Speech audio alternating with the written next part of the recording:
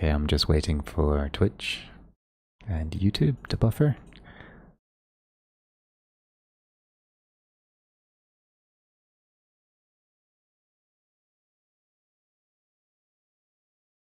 Okay, and we are live.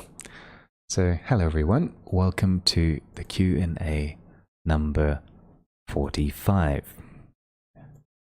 Just give me 1 second to load it up. So today is an interesting day because we're going to be taking a look at two topics. As always, this is an open microphone where we can take a look at art if you have any in the Q&A and critique chat on Discord. We are here with quite a nice friendly crowd. I love you guys. Thanks for connecting today. And so let's start.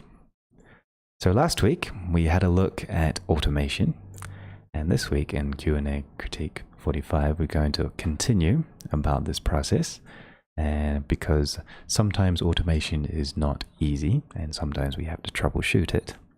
I've been spending the past couple of days troubleshooting my own automation system, so I'll give you guys a quick walkthrough, and if you have questions on how to use the action recorder add-on or how to use a little bit of Python and looping, I can clarify them. And then we're going to take a look on an exploratory topic of creativity and preparation, because over the past year I've hired between 10 and 12 different artists, and a lot of them don't do this. So I wanted to clarify this work process about what I call mind mapping, or creating a mind map. And we're going to do this with more of a walkthrough using Blender, the grease pencil, and Pureref. So with that, let's begin. I hope you guys are ready, and I hope you have an interesting time here. So let's start.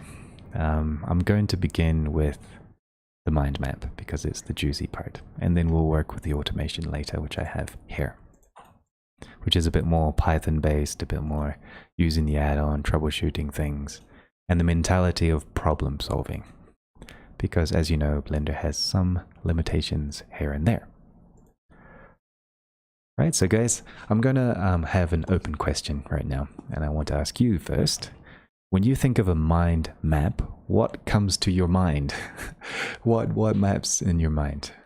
If you have an answer, just those old movies where a guy was searching for somebody, he has a wall full of pins. That's right.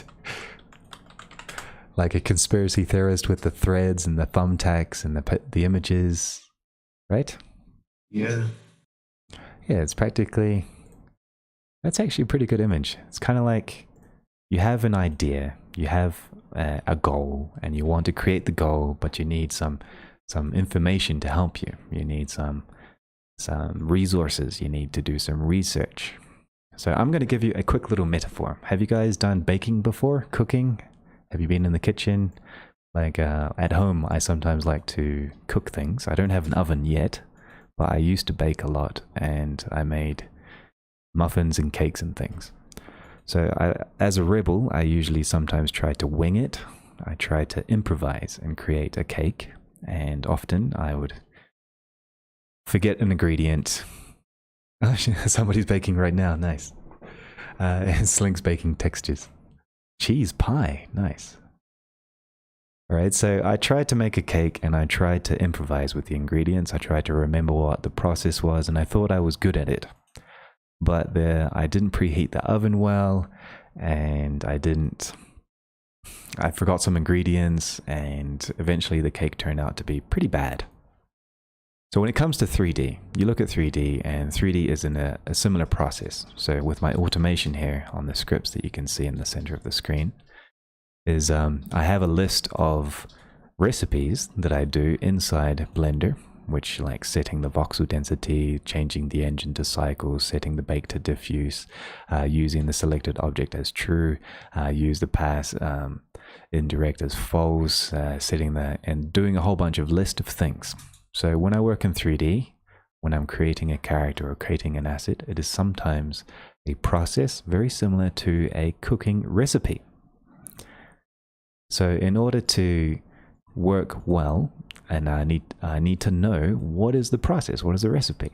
So I can't always wing my recipe. I can't make a nice, delicious cake 100% at the time if I don't prepare to get the right ingredients, if I don't have some steps to follow, like I know the process and I know what I'm going to cook. Is it going to be a chocolate cake? Is it going to be a carrot cake?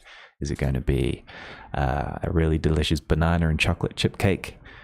And also, even in the small things, I have to preheat the oven. I have to grease the tray. I need to mix the batter with the correct order. Start with the eggs and the sugar and the butter, and then add in the flour and the chocolate chips and then the banana. Or maybe the banana after the eggs. You know, I need to get the order right, and then I can make a proper cake. So without a good recipe, without the correct ingredients, or even a cold oven that I haven't preheated, my cake might turn out terribly. Maybe if I do too much experimentation when I need to get the job done, I have a vision, a clear vision. If I have a clear vision or a clear goal, if I spend too much time experimenting, maybe it'll come out salty, maybe it'll come out burnt, maybe I eventually lose time and frustration, and this can be quite demotivating. So, how can we work around this? Well, we could use mind maps. So, let's start with the concept of the mind map, of the conspiracy theorist, as we can see here. So we got the person who's got a big board of images with like little bits of lines and traces, and he's like even graffitied that somebody is alive, and he's explaining what he's learned and studied. This is basically the process of creating a mind map, but we're going to do it for our art. This is a little bit of planning. All right, so let's start. So basically, a mind map is this. It is a collection of references, a mood board, and you use it as an inspiration with an additional sketched and a noted process of research as a basis for your design, creation, and execution. This is basically read the recipe. That's the concept. You want to make a cake, now you need to read the recipe. So let's do this. So sometimes we need to know how to do something before actually doing it. So as you can see, that's the process that we have. We got 3D modeling, we got layout, we got animation, we got rigging, design, lighting, even like the process of rendering, creating an add-on. All of this we need to have some kind of preliminary research and planning before doing it. If not, training, like getting to know the tools and know how to do it. And often when we don't, iterating on the fly can be great, it's awesome, I highly recommend it for some steps, but sometimes it can be expensive, and sometimes the end result might not be exactly how you want it. So we can increase productivity and creativity and the quality of our work if we maybe do a little bit of mind maps in our work, starting with that. So the next question is, because time is ticking, is how? So how is the interesting part? And we're going to start using Pureref. So have you guys heard of Pureref? I think the majority of you have. But Pureref is a donation-based software that you can download, optionally for free. I highly recommend you support them because they have saved me countless hours. But Pureref is a quick little free software that you can use to like create mind maps and also to label your mind maps. You can get it, download it with $0 or anything, and it works on all of your systems. And this is what we're going to do right now. So I'm going to take Jabrif. Yes, Jabrif is probably an alternative. I haven't heard of that one.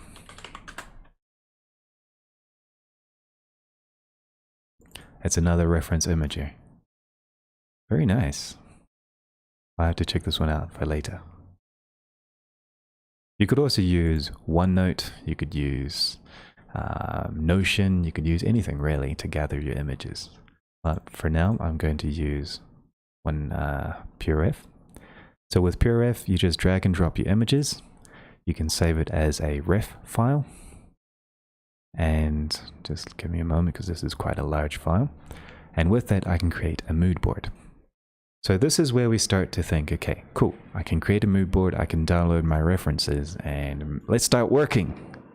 Well, these are the ingredients. This is the ingredients to your creativity. So imagine the eggs, the butter, the chocolate chips, the banana, the milk, and the baking soda. All of these are the ingredients to make the cake. With my creativity, I need references in my imagination, and I need these images as an idea to help me clarify what I want to do. These are the ingredients. And this is what I consider the concept of creating a mind map with the basis of a mood board. So let's choose one of these mood boards, which is going to be my second song. So my second song, I have a micro mood board for every single shot, and I need to plan my animatic and plan my animation and layout. So my goal is to create a short animation with about 11 shots over a minute and a half within the next couple of weeks by the end of the month, and I need to plan these shots. So I need a mind map. So now I have my ingredients. I'm using Pureref to have the ingredients, and now I need to go to step number 2. So now that I have that, I can take a screen capture of my mood board, or I can export the images one by one. But basically, I'm going to just print screen with any software. The one that I like the most is called ShareX. So ShareX is a really good screen capture software because you can capture video, you can capture GIFs or GIFs, and you can capture chunks of the screen and save it automatically and run macros. So for example, after you save it, send it to Google Drive and copy the link so that I can paste the link if you want. So it's a pretty open, it's an open source one as well, so you can use it for free. But you can use anything. You can use the Windows 10 print screen button or anything you want, and you can just quickly capture a general mood board. So I'll do that.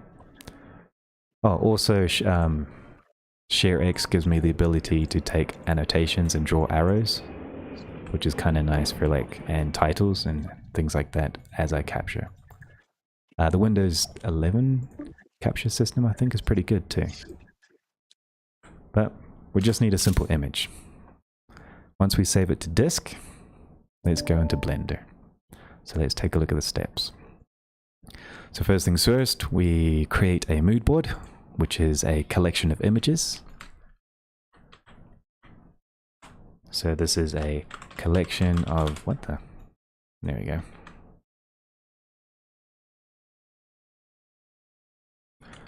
There we go. A collection of images. This is as ingredients. And now what we're going to do is we're going to take a screen capture, which is moving the ingredients to the bowl to mix the ingredients together. So we're going to crack open the eggs, and we're going to move it into the bowl and throw in the eggs, throw in 2 cups of sugar, and throw in 4 cups of flour. That's a lot of sugar, actually, maybe 6 cups of flour, and put it together. So to do that, we're going to use an add-on inside Blender that comes for free called Import Images as Planes. So if you go into user preferences, search for image, and you can find the import images as planes. So we activate it, and this would be underneath the file import, and then we import the images as planes. Practically it. So with that, we're going to navigate to our mood board that we saved inside here, inside pictures, mood boards. Inside the city, we've got the mood board for the business district, and we'll load it in. And if we go inside the preview mode, actually, it's just compiling, here it is. So I have a mood board for the general business district, and I also have to download, import images as planes. Go to my downloads where I have no captures. Where are they? Here they are. The capture that I just took, saved into a folder, import images plane, and here it is. So I have these 2 images ready to be used in the interface. So what I'm going to do is I'm going to draw like in a Photoshop or something with a top-down view like this. I'm also going to draw a canvas like this. And I'm going to go to the top view. And I'm just going to orientate everything so that it is correct. And we're going to prepare our tools to mix the cake together. So to do that, we take a screen capture of everything. We create a mood board.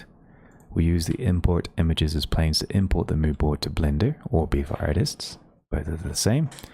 And then we're going to prepare our canvas. Prepare we need an apron. We need to wash our hands. We need to preheat the oven. Make sure it is getting ready. Get the ceramic dish that we're going to cook the cake in, and get everything ready.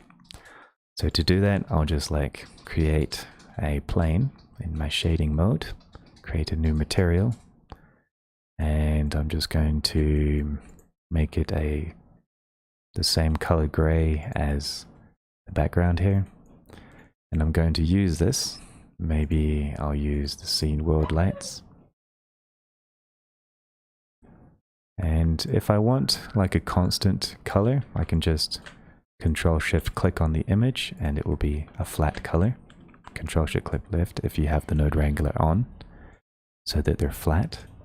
And then on this image here, instead of using principled, I'm going to use an emission as a color, or an RGB node. And I'm going to select the color of the background, Control-Shift-Click, and I'm good to go. Also, another thing you need to keep in mind is your colors are going to be in Filmic, which is going to destroy them. So in this case, switch to standard, which is your internet colors, or web colors, or sRGB. And with that, I have my canvas. I'm also going to go to my view settings in the top right, and I'm going to hide everything, like the lights and the light probe. I don't need the nulls as well, so I'm going to hide the empties. And I'm going to leave it like this. Now if I go to my 2D animation layout, if you use the grease pencil, you can go to 2D animation layout as a new workspace. So this 2D animation layout is basically a grease pencil layout, which is quite handy for drawing things with grease pencil. So lights, empties, light probes, we don't need them, and we're good to go. So here we are.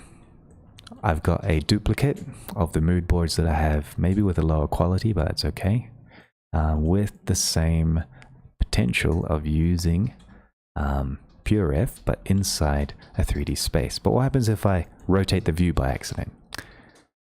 Well, we need to lock it. So if you go to the view settings, you go to the view panel, to the camera lock, turn on lock view rotation. If you're inside Beaver Artists, you can go to the top right. You can choose the button that says lock view rotation to put it up here at the top, and you can just click it and use anything you want around here. And now that we're done there, what we're going to do is we're going to create a grease pencil. So I have one already created, and I have it selected. I'm going to lock the view. I'm going to go just collapse the animation editor because I don't need it. And let's begin. So let's take a look at the comments. Omar didn't realize you could dolly inside the panels of Blender. That is correct. To do this, you just hold down Control and middle click drag. To hold down Control and middle click, you can zoom in and out of your panels. This is the same for the side buttons as well.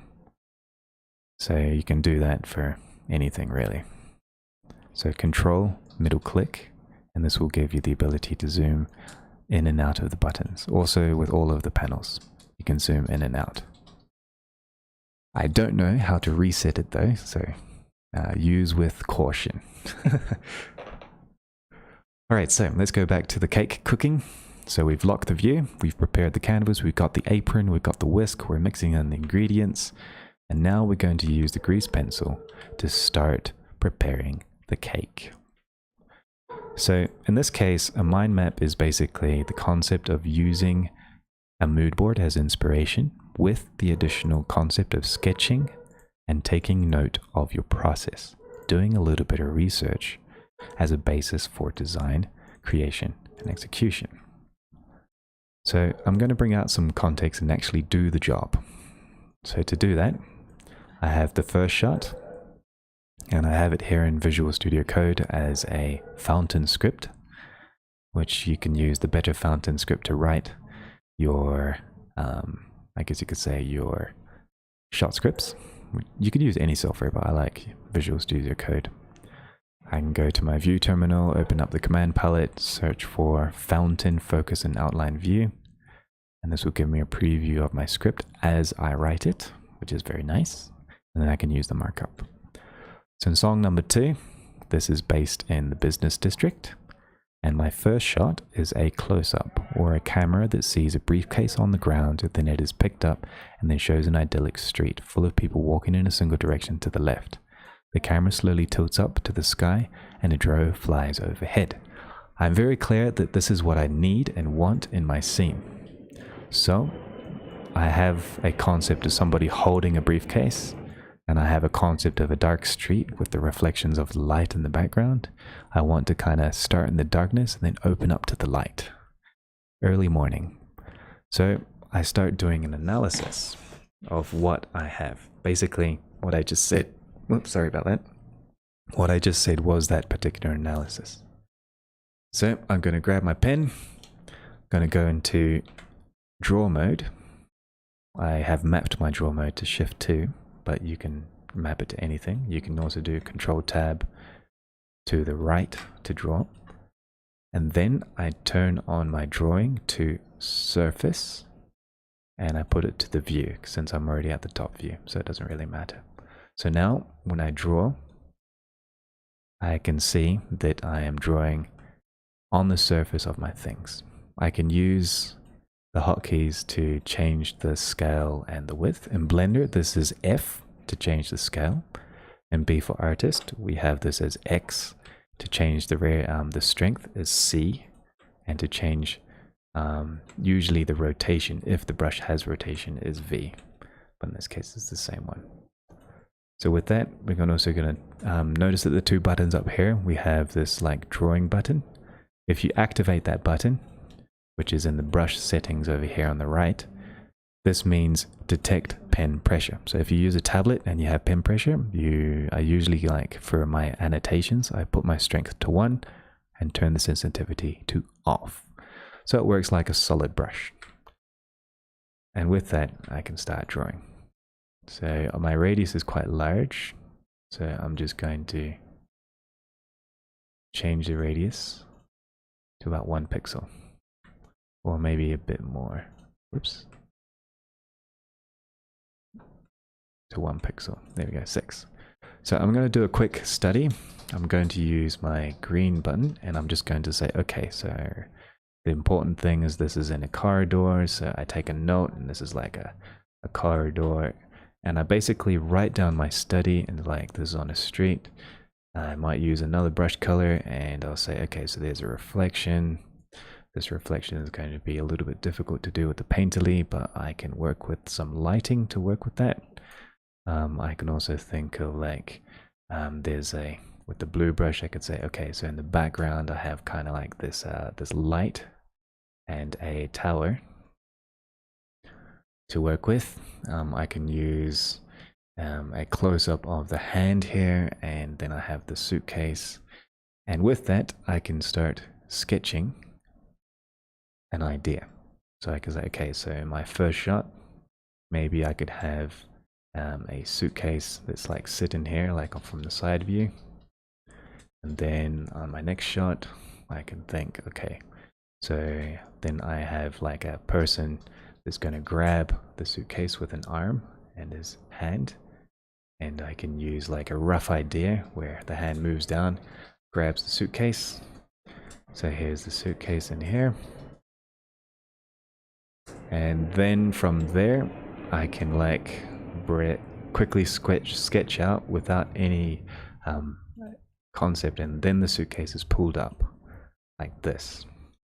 So I can use the gray solid and the movement, pulls the suitcase up, and then from there I pull my camera out like this, and maybe with the camera I can start to see that behind, in the background, I have a general idea that the camera refocuses and I can see a shot that has the concept of a lead out towards very white and beautiful towers inside of a street.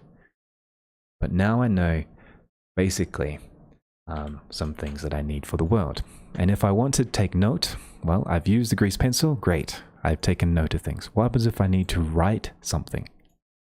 Well, I have two options. I can use the text editor, or I can use like something in OneNote where I can create a list of things, or I can use Google Sheets or Notion, or I could even use something like Anchor Point. Anchor Point is a software management, a project management software that you can soon download for personal use for free. Inside information, I highly recommend it. The reason being, in professional situations, people use software like Pureref, or they use other versioning softwares that uses Git or GitHub, and they use a system of versioning. And with that, they also use a project file management or a project management system. For example, in Blender, they use a system called Kitsu by CG Wire, or they use another system based online on servers. There are many systems out there, but sometimes you have to be connected online to use it, and usually a project management system and a project versioning system is usually not the same. But in this case with Anchor Point, it's one and the same software, and it's super easy to use, and you don't need to be on the internet to use it. The free plan will give you 2 projects, but otherwise you can use it for teams. And with that, you can, like with this project, I could go to, for example, my scenes folder or my song art folder, and I can track time on the files. I can version the files. I can stack version the files. I could sync this with Google Drive. I could use this with Nextcloud. I could use this with my own internal network, and it will still do versioning. I don't need to learn a complicated system like Pureref. I don't need to use Git commands. I don't need to install a Git client or use versioning with Subversion, like Tortoise Git or something. I can just see a stack of files and I can version it if I want by clicking a single button here. So this is a side note. I digress. I need to take note of something. So if I'm inside B4 Artists or Blender and I need to take a note, well, I can click on Add Text, and this will create a text object, which should be in the, sorry, I locked the rotation. So the text object is on the ground at the moment, so I'll just put it at the top here and go back to the top view. And I can use this text object as my annotation tool. So for example, here I could say, I can go Control Tab up, which is the edit mode, or pressing my, in this case, any button, and I could say 2 in B4 Artist. In Blender, I think it is Tab. So in this case, I could say suitcase, move up, and I can scale, move it around, and I can start annotating the things that I need. So I could create a shopping list. So here I could have a shopping list, and here I need basically a suitcase, I need a hand, I need a street, I need two walled fancy buildings, and I need a garden in the background, and I also need the drone traffic to see in front of the towers, and I need 2 incredible sci-fi towers. So I have a shopping list, and I start planning what I need for that particular shot. And with that, this is enough information to start working without wasting time. So I'm using the text annotation, and on top of that, I can, since I'm inside Blender already and I have a clear idea of what I need, and I have a shopping list, this is where the power of using grease pencil in the 3D space is. So I can unlock my view, rotate the view, and I can immediately start blocking out my general concepts of what I need. So I could like grab this, rotate it. This could be like the side of the building here, grab another one here, and then maybe in the background, maybe I'll just drop this to the ground a little bit. Put it down to the ground here, and then I can create like this rough tower over here, scale it down, like move it up a little bit and scale it, have a general idea like this, get into my camera view, move it around like this, whoops, turn off the depth of field because I don't need it for now. I could like just think of my shots like this a little bit, and then maybe get my concept of a suitcase here, scale it in like this. I can throw in a random material like this brown material over here, and then I can start, it's just sitting on the ground here like this. Maybe I can plan my shots from here, and I can start detailing my concepts of my ideas straight here.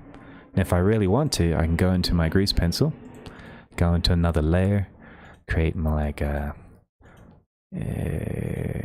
just a pen or something. And since I'm using my drawing mode of drawing on surface, I can draw details of my suitcase, of how I want it, and draw details on the wall over here to kind of create a concept of how I want the building. Maybe over here, maybe like in the concept I have some pillars, and I start drawing the patterns on the ground and kind of like quickly sketch my idea of like there's traffic flying kind of that way, kind of that direction, and I quickly kind of plan my ideas in seconds before committing to my concept of why I need to do this. And if I need to paint it, I can go to vertex painting mode as well. Hold down, I think it's to get the sample, the colors, for example, and I can paint, whoops, where is my paintbrush? Tint, I use the tint brush, and using the tint brush, I can paint the strokes, and I can even start painting the idea of my world with the colors that I need on the grease pencil without any problem or commitment. And I can start working with, I can even start conceptualizing this. And the cool thing is I can also plan my cameras. If I really need to, I can use animation to plan my shots or work with that. So there we go. So this is basically the concept of using 3D Blockout to plan your 3D spaces based on a script. You can do it immediately within the mind map, or you could do it in an organized way with an actual animatic structure, scenes and collections and files and file names, shot one, take one. You know, you don't need to be extremely organic, or you can be organic and get the job done. Oh, Iyad is asking, what is the name of the versioning software? This is called Anchor Point.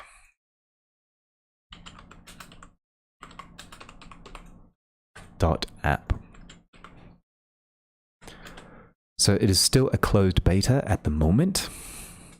So it is still not actually downloadable, but you can join their Discord server, and they're extremely friendly, and I consider this probably the most user-friendly version of version tracking and project management that I know of. In the future, it was going to be a little bit expensive concerning teams larger than one, but for a single user, get ready. So I think within the next month or so, they're going to release their open beta where you can download. But yeah, you have time tracking, you have approvals on your files, you have due trackings, you also have a concept of visual feedback. So this gives you the ability to, let me show you exactly.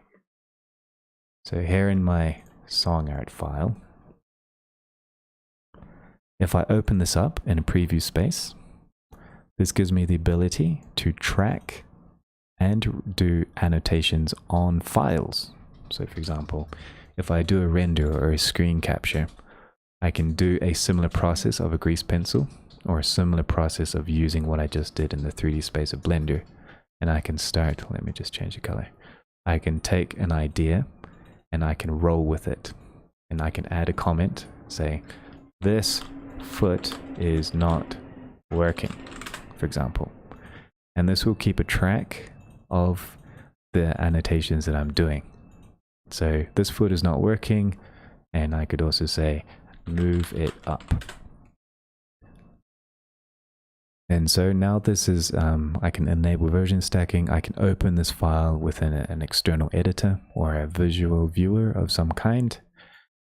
And I can use this art or this system for annotations built inside my revision system of version tracking with the software, which is kind of nice. So if I just escape.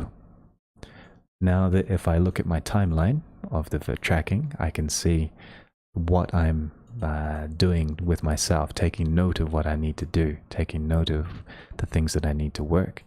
And I have a timeline, really, of my work. This is good for collaboration with other people, obviously. So this is more for like working with teams. But for a single user, yeah, it's nice for some things. So I hope you found that useful. So that's basically why we need to mind map. So quick summary. To make a cake, you need the ingredients, you need to prepare the environment, you need to heat up the oven, and you need to start cooking. Maybe you can wing it if you've been cooking cakes for a long time, great. If you have a clear vision in your mind, good. But sometimes life is busy, and sometimes it's good to think about your designs, do an analysis and a study. If we're working like a computer, or if we're anything like this, we would probably need to take an analysis of what we're looking at as a reference to understand what are the consistencies, what are the things we want to do, and work with that before we do the work. Because imagine me creating the scene and not knowing what I'm supposed to do, and then I animate something and it has like no intention, no good design or no good thought out lighting, and it's just like a flat lighting. My story is not going to be as compelling if I hadn't done a mind map. And it helps me plan my shots a lot better. It helps me plan my work. It also helps me plan my models, and also helps me limit what I need to create. So for example, my shopping list is finite, but my imagination might be crazy wild. Maybe my scope of my project is too big. I want to make a super fancy cake and feed 100 people. But in reality, I only have enough ingredients for a small cake to feed maybe 6 people. And maybe I just need like a cheese cream icing or frosting instead of using a crazy elaborated solid sugary pastry to create flowers and a house, because I don't have a time for that. So there we go. I hope that's useful.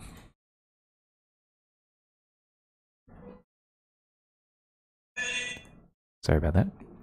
Okay, so the next step of today is automation from last week. If you guys remember from last week, we had a look at Action Recorder. So the Action Recorder add-on, just to give you a quick summary. Do you guys remember, were you here for last week?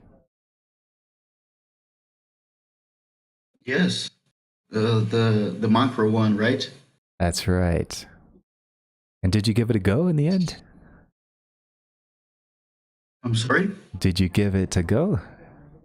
I didn't try yet, but I might, because I have nothing to automate right now. So for me, it would be an overkill. All right. Makes sense. Okay, so let me showcase what I'm doing here. So I'm going to show you this big building that I have here. Let me just full screen it. I have this building here. Or let's find a more interesting building. This building, okay. So I have this building here, and it's basically transparent for some reason.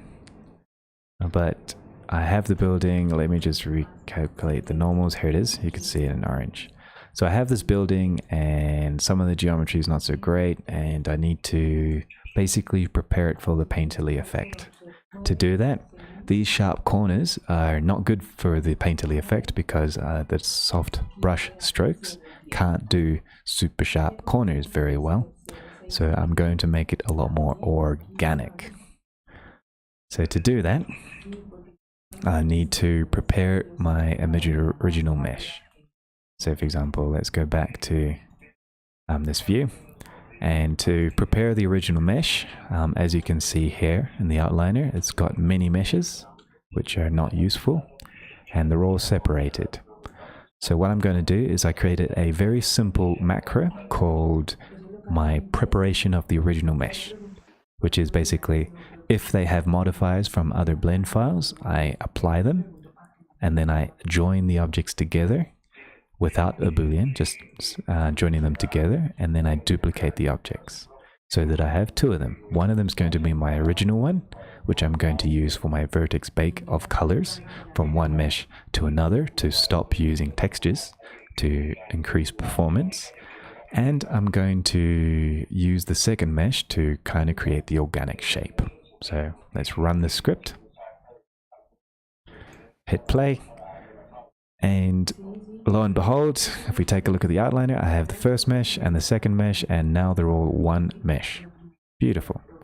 So let's isolate the one mesh like this, and let's go to the second part of the script. So now I need to prepare the mesh. So to prepare the mesh, if we take a look at this list here, whoops, in the macro edit, what I'm going to do is I'm going to apply the transforms, though it is a very big mesh. So in this case, I have this voxel remesh that I'm using, but the problem with Blender is that the voxel remesh will often, at default settings, which is usually every 10 centimeters, use a voxel, which is 0.1, it will crash Blender. It will even freeze my computer, and I'll have to force reboot everything. And it is not fun, and I'm live right now, so it's something I need to do to work around it. So in this case, sometimes if my model, like for small models, this script works perfectly, but for big models, this doesn't. So this is a problem. When you're automating something, sometimes you're going to come into a problem like this, where remeshing a gigantic mesh like this is not going to work.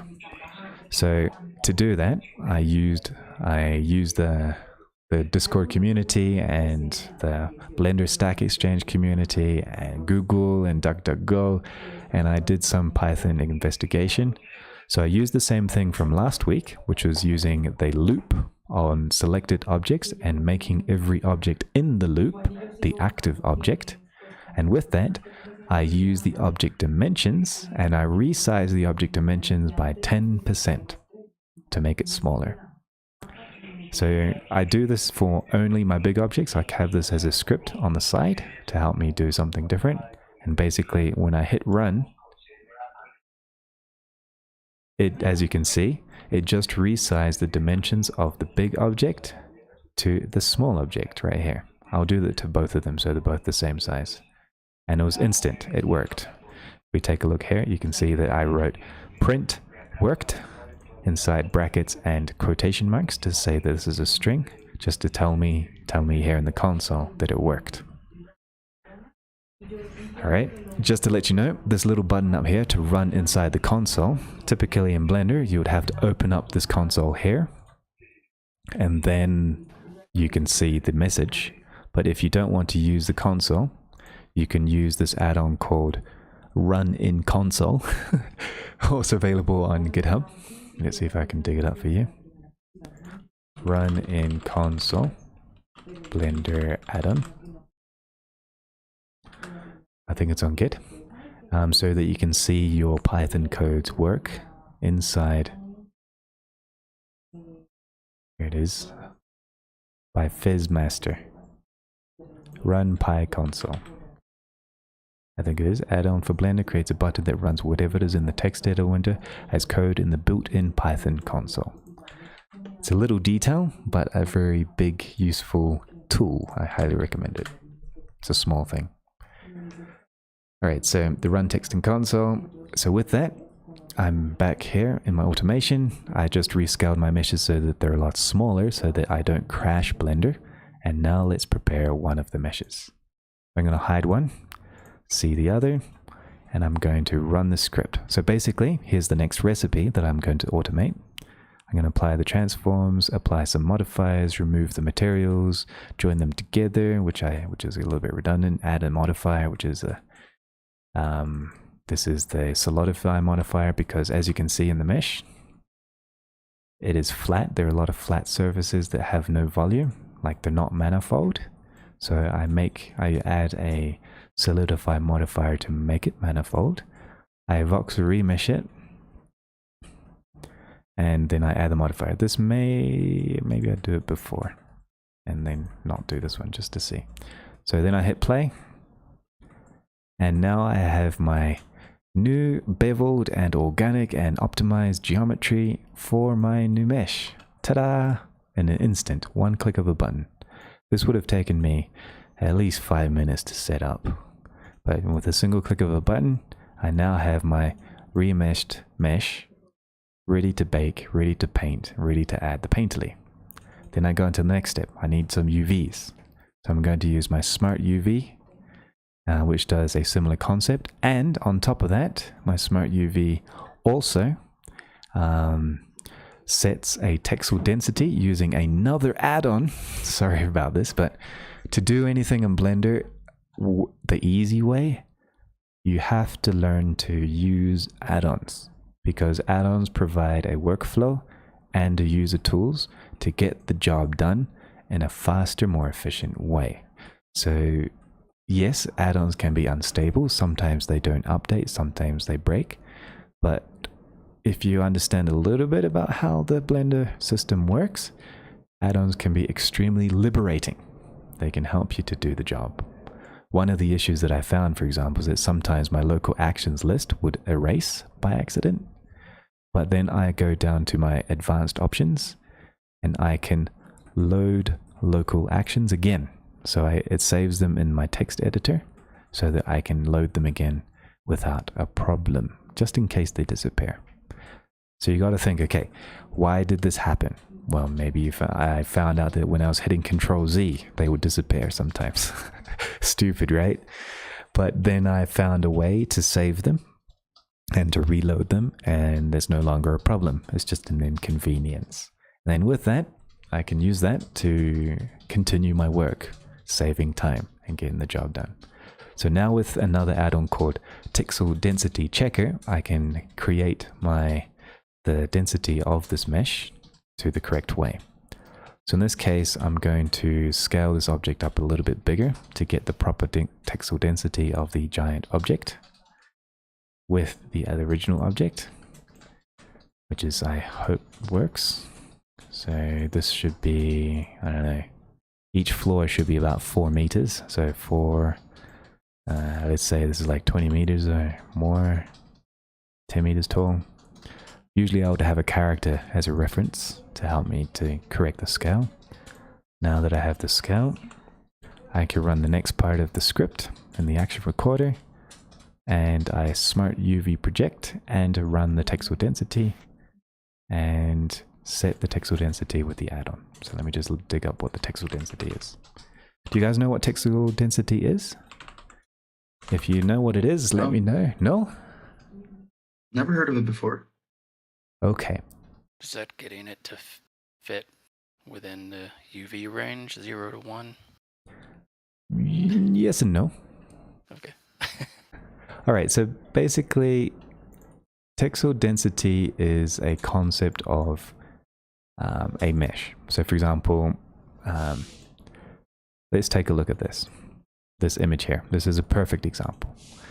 If we take a look at this bad example, just to give you an idea, notice that, for example, here in this circle here in the top here, we have a very dense texture, and here on the body of the texture and on the walls, you can see that the density of the texture is different based on the parts of the mesh. So textual density kind of tries to make it more consistent, because if I'm playing a game and I have like 256 pixel textures, I would see this texture with extremely big pixels and this texture with extremely small pixels. And this is the density of my texels. A texel is basically my pixel to measurement ratio. So in this case, this type of mesh, if I put this into a video game, or if I render this and take a look at this side here, this is going to look terrible because the texture is going to be bad. No matter if I'm using 4K, if I have 4K here and 4K here, this one's going to have pixels that are practically 4 times the size than the ones in the background here. Yeah. So when I do my textual density, what I need to do is I need to clarify the measurement of the pixels with the measurement of the object. So this is where you do your textual density checking. And to do that, I have another add-on for you. So the textual density checker for Blender is another free add-on. There is also a paid one, but this add-on does this for you, pretty much. It's very useful. I highly recommend it. And with a single click of a button, one of the many that exists, you can arrange your UVs to the correct density for you for free. Yeah, Omar says it's just scaling the islands of the UV map so that they're all consistent correctly. Textual density makes it sound so scary. It is a bit more complex than just scaling it, but yeah, it's something like that. And with that, you can repack your meshes and things like that later. So in this case, I do this with the add-on and my textures, bakers. I have so many add-ons. Here we go, textual density checker. So here in the panel, basically I just tell it to use 2K with a textual density of 2.56 pixels per centimeter. And then I just use this operator, set my density. So I just use my automation to do this automatically without needing to do it over and over again. So I did that with my next recipe and everything's good. So I just had a problem, which was Blender would crash my computer when I remesh something that was really big.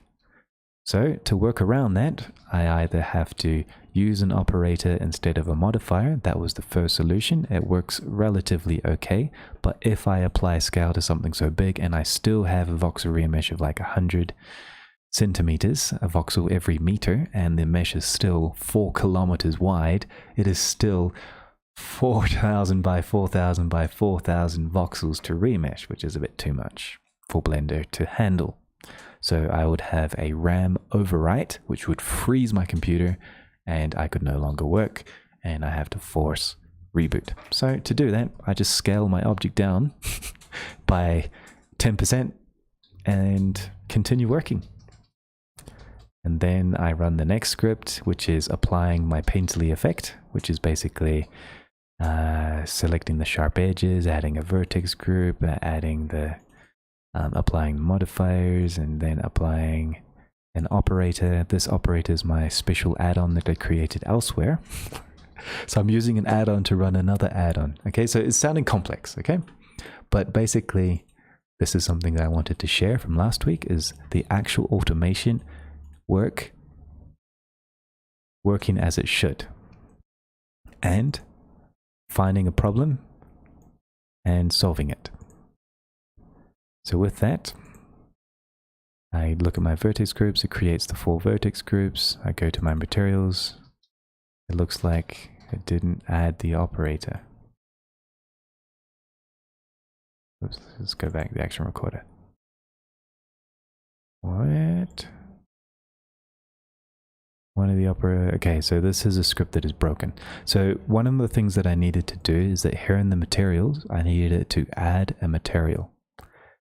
And to do that, I would practically have to go to, I can see now, boom, boom, it's got the wrong stack. Yeah, that fixed it, more or less. But I need to check and see, okay, so why didn't it add the proper modifier stack with the proper node tree? So this is because I have these three things here, and these three things are broken. So I noticed that when I add the modifier, which is types nodes, I need to set the tree, or this particular tree, to the correct node. And to do that, I need to rewrite these bits of code here, or fix this, because this got corrupted. They weren't saved correctly. So let's take a look at my automation script, which is the one to add the painterly. Let's take a look at the code that was used. Vertex color mode object, apply the location. Here it is, 3 empty. Okay, so that's not good. So let's take a look at an old version. It's empty as well.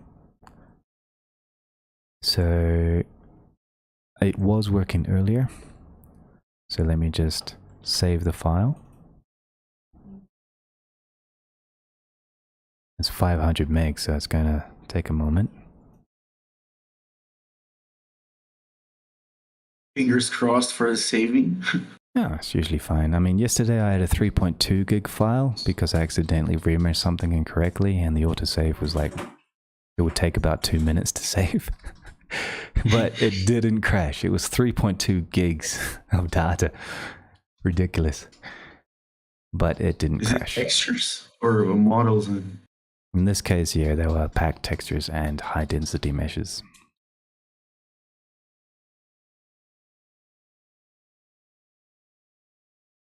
Meanwhile, I'll go to my temporary folder.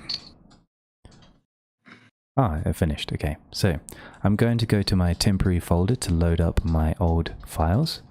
Yesterday at 9 o'clock at night, I had it working, I think, but I'll go a little bit earlier to 1754. So that was in the afternoon, just before teaching my class. So I'll go back to an old version. These are the autosaves for Blender. And I'll load up the old version. As you can see, here's the 3.2 gig file that it tried to save. There it is. And as you can see, here are the 3 problems that I have. So I'm going to create a new text file. I'm going to copy this operator here.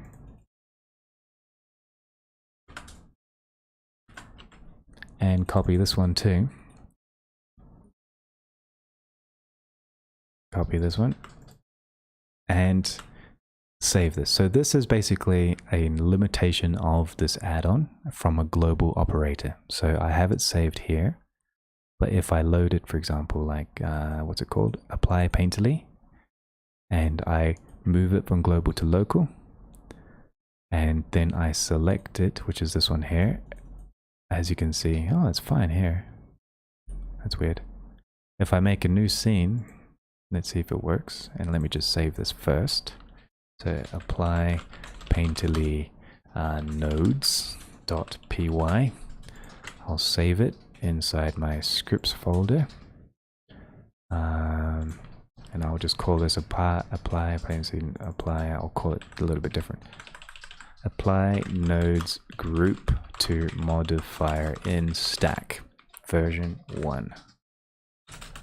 It's a little handy piece of code, so I'll save that. So I'm going to make a new scene, see if it's got a problem, and I just go through the troubleshooting and I go back to my macro, click on global to local, check in my macro script to see if it loaded correctly, and it loaded fine. So this means in my original file, the file is corrupt. So if I open up my original file, the latest version, I can see that it is corrupt, so I'm going to remove it. I'm going to go back to my global, going to select apply painterly, the global, and put it back to make sure it's local again. Check the script, and it is now working. Great. So if I delete the modifier stack and I hit run, it now works correctly. So there we go. That's the problem-solving problem, or things that you need to do with everyday work when it comes with automation. I know this is scary, but don't be alarmed. It's just part of the job. It's always problem-solving. That's the nature of working on a computer. So that's This it. episode is sponsored by Google. Yeah, so Katarin found the problem. Nice one, Kataran. You said, yeah, those empty statements were the problems. Those were the broken or missing code. That was correct. So Omar asked, can I link the action recorder? Yes, here is the action recorder. It is another free add-on, which I highly recommend. So today was, how many add-ons did I feature today? Can't believe how many. But as you can see, Blender by itself can't get the job done. Just more evidence. The more add-ons there are to get the job done means there's a lot of features still missing. Oh, good. I'm glad you found it. All right. So yeah, thank you. So guys, that's it for today. I'm going to finish the stream here. Do you have more questions that you would like me to clarify before closing up? If you do, drop them in the chat or... Oh yeah, Omar says I need to use 2 separate add-ons for baking and Blender. Yeah, right?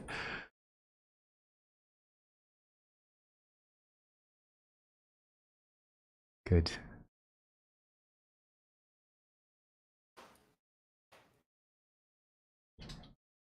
Let me just take a look on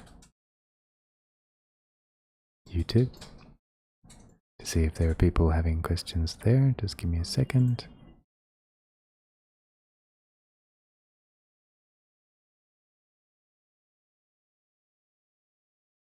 There, just give me... Okay, no questions there. What about Twitch? I should probably have these open while I stream.